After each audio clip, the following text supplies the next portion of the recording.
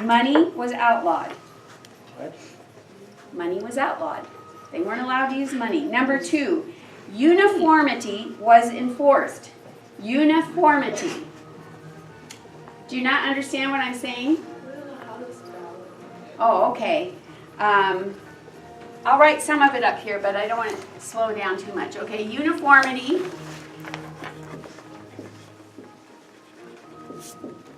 Uniformity was enforced. That means everybody had to dress alike, eat alike, have houses alike. Everything was uniform.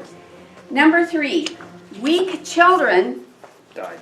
were exterminated. But you could put killed if you don't know how to spell exterminated. Weak children were killed or weak children were exterminated. That's number 3. And what they would do is they would send the elders that were in charge of that. Whenever a woman had a baby, they'd go and investigate it, and if it had some little thing wrong with it, like say it had webbed skin between 2 fingers, they would throw it in a place called the place of rejection, and it was a deep ravine that was near Sparta, and they would just throw it down there alive because the wild animals were used to getting fed these babies, but they would just throw them in this ravine because they were defective. And the mother had to be very courageous. You know, she'd have this baby, she'd be holding it, they'd say, nope, your baby has to go in the ditch.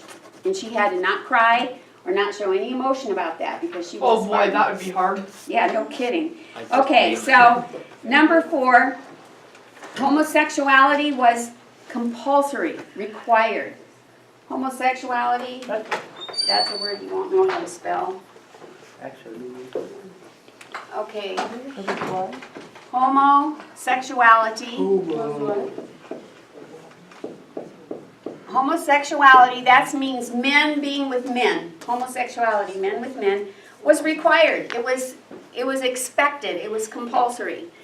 Okay, B, the Spartan, and the reason they did that was they believed, because the men had to live in the barracks with other men, and they believed if they formed romantic relationships where they loved each other, that they would fight stronger for each other. Also in Sparta, they had an army in Thebes that was made up of, it was called the Sacred Army of Thebes, and it was all very strongly involved homosexual couples that formed the armies there. And they really would fight hard for each other, so that they believed was beneficial, so that's why they did it. Okay, B, the Spartan government. The Spartan government, number 1, they sought to create a perfect government. They wanted to have a perfect government. And number 2, they trained really hard to defend it perfectly. So they thought they had the perfect government and they wanted to train it perfectly. Okay, C, the origin of Spartan societal rules. Now here's the interesting story. Lycurgus was and I'll write his name on the board for you. He lived about 650 BC in Sparta, and his name was Lycurgus. Whoops, am I spelling it right? U.S., yeah. Whoops, I forgot the G. Lycurgus, it has a G, G-U-S, not R. Okay, a G right there. Lycurgus. Okay, so number 1, Lycurgus, 650 BC, lived in Sparta. Number 2, he convinced people, okay, number 1, he made up rules. Rules were made up by Lycurgus in 650 BC. Number 2, he convinced people to keep the rules till he returned. So they had to take a vow or swear an oath that they would keep these rules until he returned. So number 1, Lycurgus made strict rules for the people. Now his rules included all the things we just said, like uniformity and all that stuff was made up by Lycurgus, reportedly.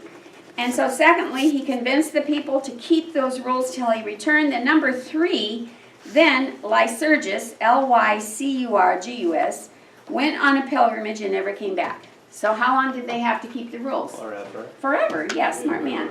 Number 4, Lycurgus went unaware? Well, number 4 says, according to legend, this was so the Spartans would keep the laws forever. So number 1, Lycurgus made rules around 650 BC. Number 2, he made the people promise to keep the rules. Number 3, then he left and never came back. And number 4, Spartans believed he left and never came back so that they would keep the rules forever. Anybody need any of those repeated? Are you okay? You doing okay back there? Okay. All right, D, Spartan royalty. Spartan royalty. Now, this is interesting. Was even Spartan royalties like weakened or defective babyism thrown out? Even in royalty, it went everywhere? Yes, because royalty isn't like you think of it. Listen to this. Number 1, there were 2 royal houses with 2 kings. They were chosen by the people, so 2 royal houses with 2 kings. Number 2, the kings were believed to be descendants of Heracles, or we call him Hercules. Hercules, descendants of Hercules. They called him Heracles in Greece. The Roman is Hercules. Whoops, crossing my L here. Okay, so they believed that the men they'd chosen to be king were descendants of Hercules. And the third thing is that these kings did not have complete absolute power over the people. They were nothing like what you think of when you hear a king. They did not have absolute power. Is there a reason you're not writing? Do I need to go slower, or you're not writing your notes? I'll just wait her. She can. Okay, all right, so, where am I? Oh, Spartan royalty. They did not have absolute power. They only served as judges in disputes or religious matters especially, but they only served as judges. And number 4, they had to live like everybody else. They were subject to the same rules. They didn't have some fancy cushy palace or anything. So they had to follow the same rules as everybody else. So they were kings, but that really could be called judges, I think.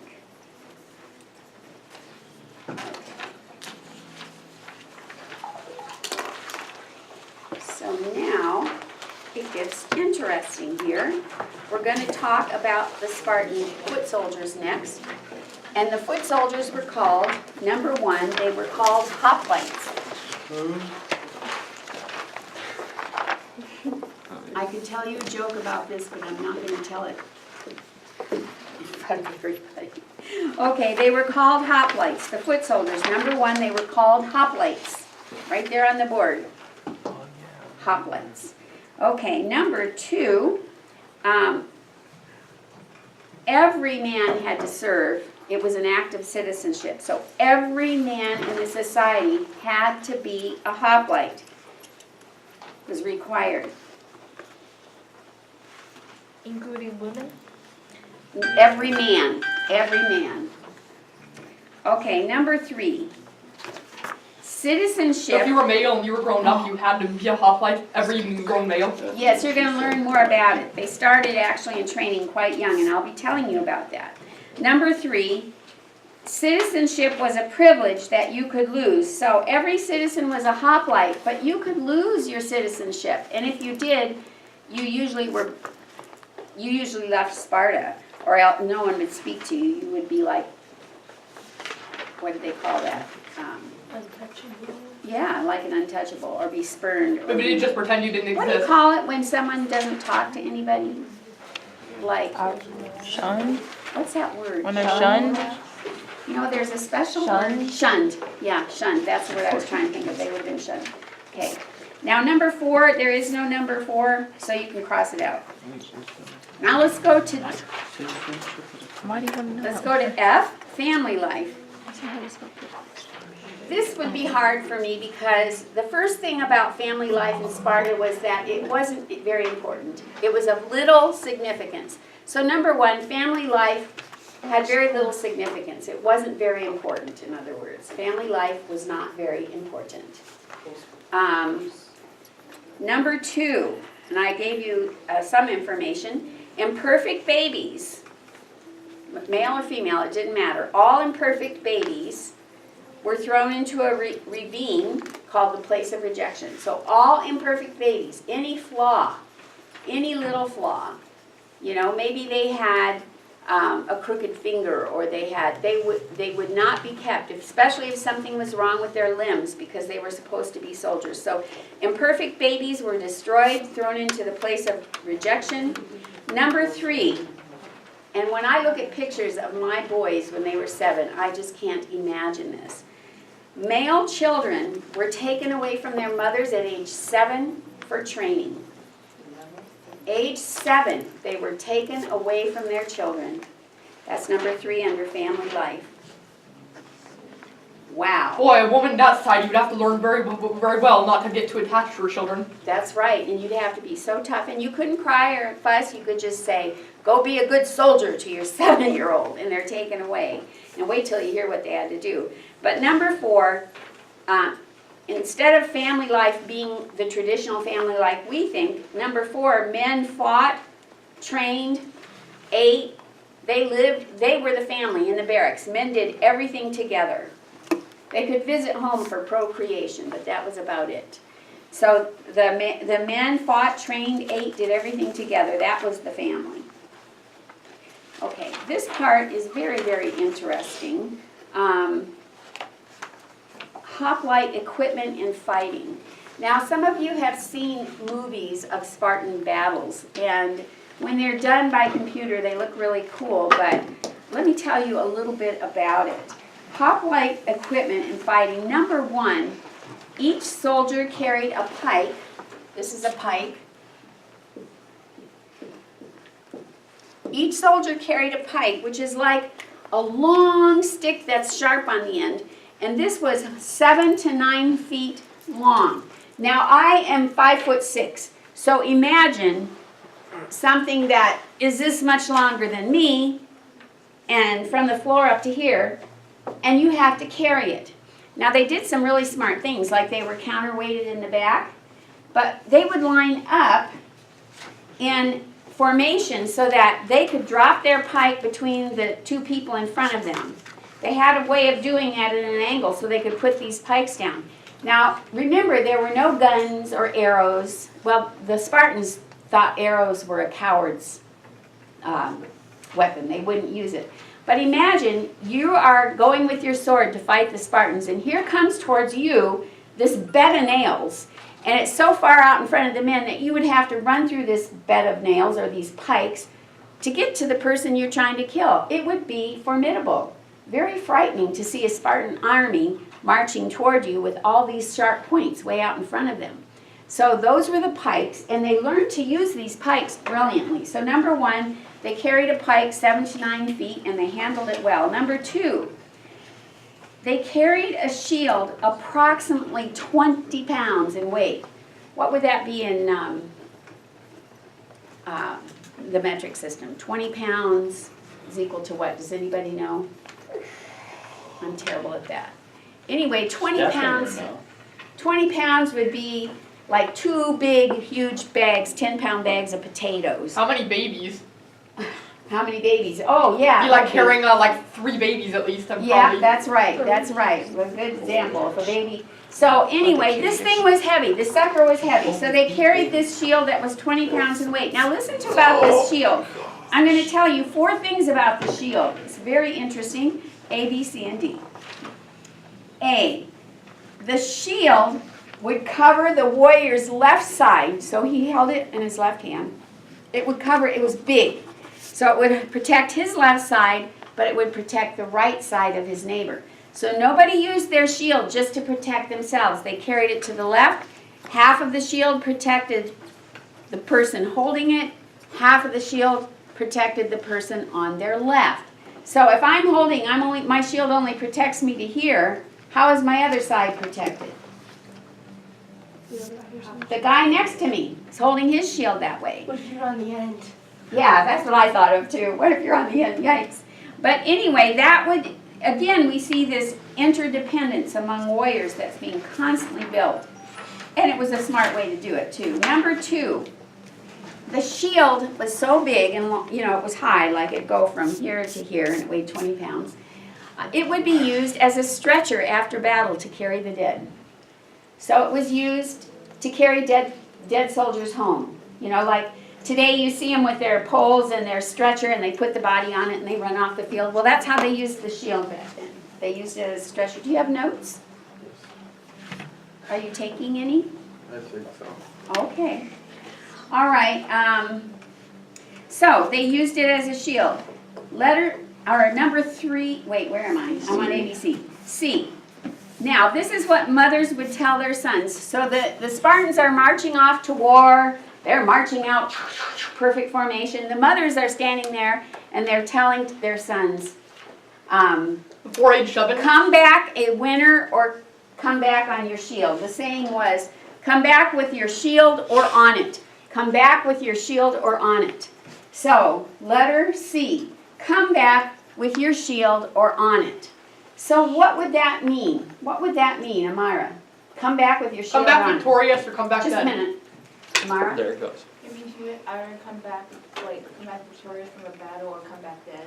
Yeah, you had it right, Samantha. That's what it means. So, pretty hard-hearted for a mother, right? I would just say, come back alive, that's all I care about.